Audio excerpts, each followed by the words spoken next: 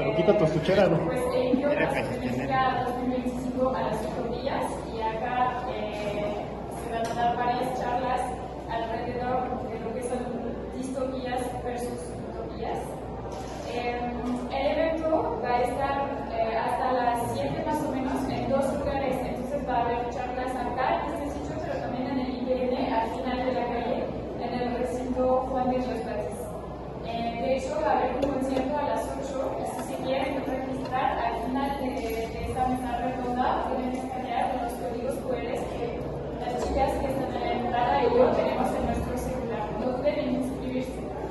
Y para recordarles solo básicamente en caso de contingencia, los lugares, los puntos de reunión, perdón, se encuentran a la vez en las canchas que están atrás del edificio y también en la explanada de la universidad.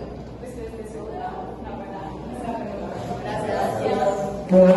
Bueno, nosotros venimos de la Ibero, del Centro de Estudios Críticos de Género y Feminismos, y vamos a hablar de varias cosas en varios momentos. Me toca escuchar a mí, yo soy Laura Pedraza y les voy a hablar de la dimensión política de las representaciones culturales, y para eso me gustaría iniciar haciéndoles una pregunta, y es esta.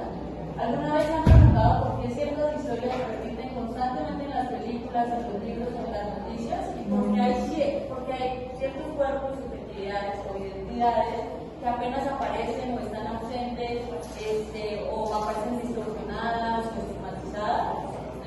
¿Les ha pasado? ¿Han hecho esa lectura de pronto en alguna película, en alguna novela? Como de rom-com, creo que se presenta mucho esta parejas heterosexuales, género y eso. Exactamente, justamente. Y bueno, empecemos por hablar qué son las representaciones culturales, ¿no? Todo lo que vemos, sentimos, consumimos, pues no es neutro, ¿no? No solamente son meros reflejos del mundo, como lo dicen, sino que también está muy pensado, porque se empiezan a crear unos ideales de lo que es normal, de deber ser. Lo normal es ser una persona cisgénero, heterosexual, ¿no? Y por eso decimos que esa forma en la que se presenta lo que es normal, lo que es deseable, lo que es ideal, tiene consecuencias en las personas, y en ese sentido eso lo hace político, ¿no?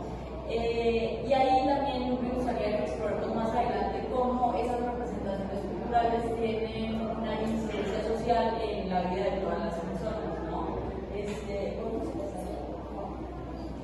Bueno, cuando hablamos también de representaciones culturales, pensamos en imágenes, en narrativas, en símbolos, en discursos, en arte. Y cuando decimos que todas estas películas, estas representaciones no son inocentes, es porque hay algo detrás, ¿no? Se piensa que hay un sesgo sistemático, histórico, que se presenta porque las mismas realidades de todas las personas lo siguen promoviendo, y otra porque es intencional, ¿no? Entonces, el primero, el sesgo sistemático, hace referencia, por ejemplo, a la representación que hacen de las mujeres que son dependientes del hombre, ¿no? El otro de los hombres, de las diversidades sexuales, ¿no? Como decía la compañera en el foro anterior, las personas de la diversidad sexual se pintan como un chiste, como una burla, de que tenemos que mofarnos de esa representación que se hace.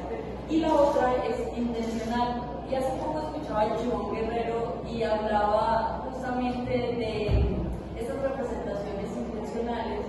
Y no sé si han escuchado el proyecto Pedro, ¿no? ¿A quién? El proyecto Pedro, ¿no? El proyecto Pedro es un proyecto que hizo la Agencia de Información de Estados Unidos en los años 50, y la intención que tenía esta agencia de información era crear ciertos documentales para la población mexicana que mostrara el ideal y el ideal de mundo a la que debería aspirar la población mexicana, y que mostraba todos los valores y todo lo bueno que era Estados Unidos. Esos documentales fueron pues auspiciados también por Coca-Cola, por Corona, y eran una estrategia a partir de las representaciones culturales y las narrativas para pues tener una forma de control social, ¿no? También aquí es importante entonces mencionar que esas representaciones culturales indirectamente también empiezan a crear un inconsciente colectivo en la forma en que nos relacionamos y en la forma en la que entendemos las situaciones y la vida en la cotidianidad, ¿no?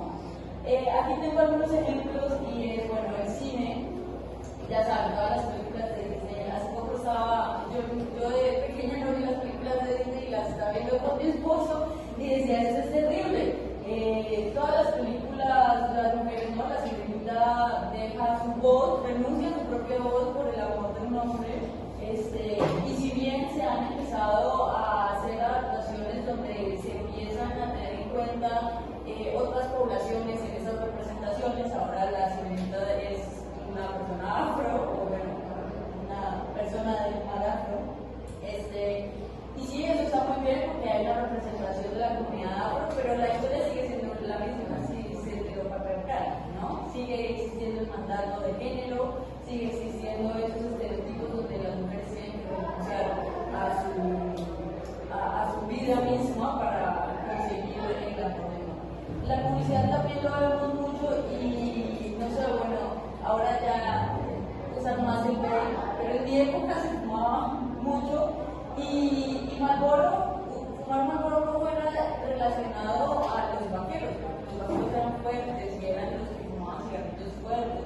Y así sucesivamente con muchas publicidades, por ejemplo, hay una de cerveza Ultra que están las mujeres y las cervezas los hombres, ¿no? Siempre dependemos del otro, siempre, nunca somos protagonistas ni sujetos, sino siempre objeto del deseo, siempre objeto del deseo, objeto de la recreativización, de la fetichización, y eso continúa vigente, solo que ahora, digamos que el